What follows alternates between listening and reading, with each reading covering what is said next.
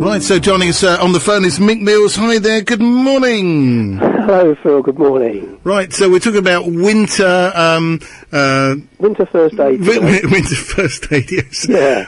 What have you got for us this morning, then? I mean, winter's one of those times, isn't it? And some of us don't look forward to it, and some of us do. I mean, all the young ones love it, don't they? I mean, you've got Christmas coming up, you've got snow to play in. But for some of our population, it's a bit of a problem, and it's about keeping warm, avoiding slips and falls, and getting a flu jab to make sure that we don't end up, with flu this winter. Sounds like a good idea to me, but I know a lot of people don't go with that, do they? Some people think it gives you the flu, and then they won't be any better off. Yes, that's absolutely right. I mean, it doesn't.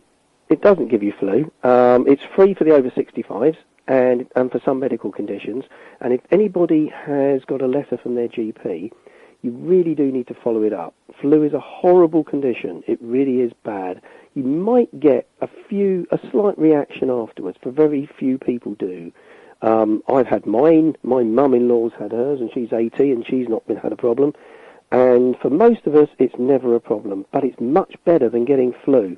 Flu is really horrible. No, I totally agree with you. I've had the flu jab this year and numerous other years, never had any effect from that at all, but I can tell you, or I'm just repeating what you said, but when I did have the flu as a teenager a couple of times, I really didn't like having that. It puts you in bed. You can't get out. It's awful, you have raging temperature. If people are worried that they might have the flu, there's a good NHS symptom checker they could look on.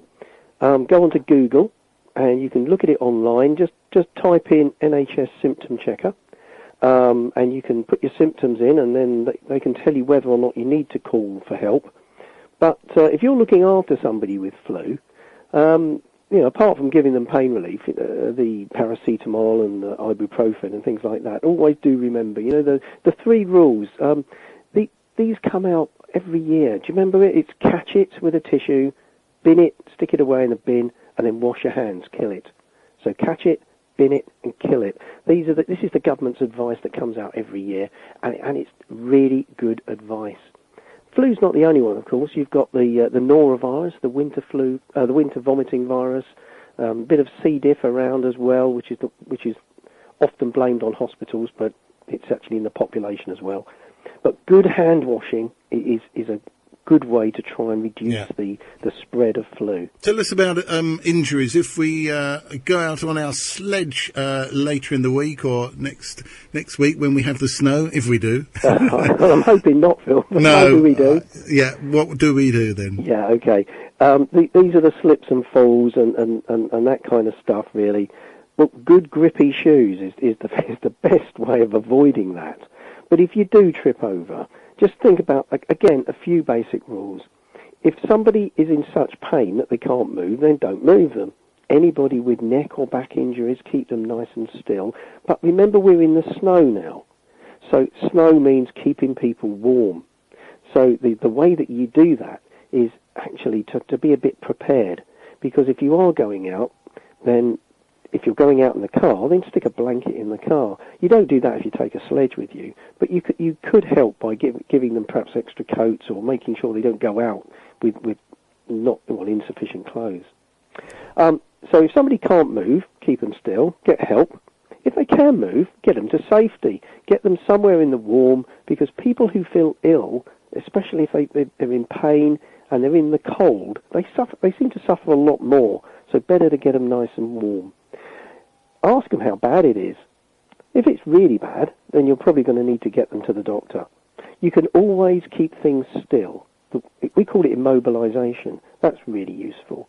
Somebody with perhaps what looks like an arm that's a bit of a funny shape, we're going to keep it nice and still.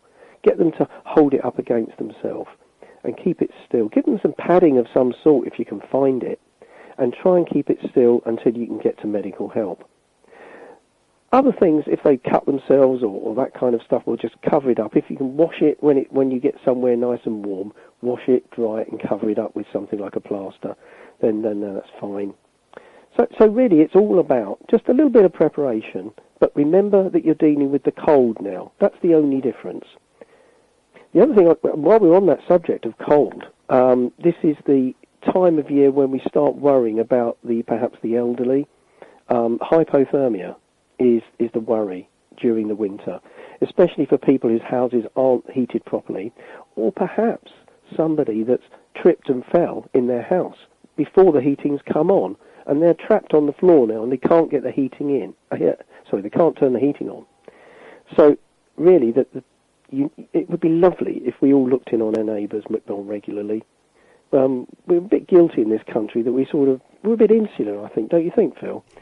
Some of us are, and some of us aren't. Yeah, but I think you're right. There is some of that around, definitely. Yeah. Yeah. If we look in on our neighbours, I mean, if we find our neighbours shivering, a bit disorientated, a bit of unusual behaviour, and the house is cold, or they feel really cold, then we do suspect hypothermia. Technically, it's when the body starts to go below about 35 degrees C. That's 95 degrees Fahrenheit in old money.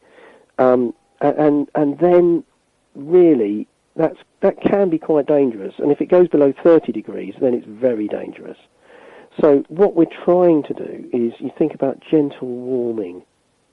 If they've got wet clothes on, especially if they've come in from outside and they're wet, really wet clothes and cold don't go together.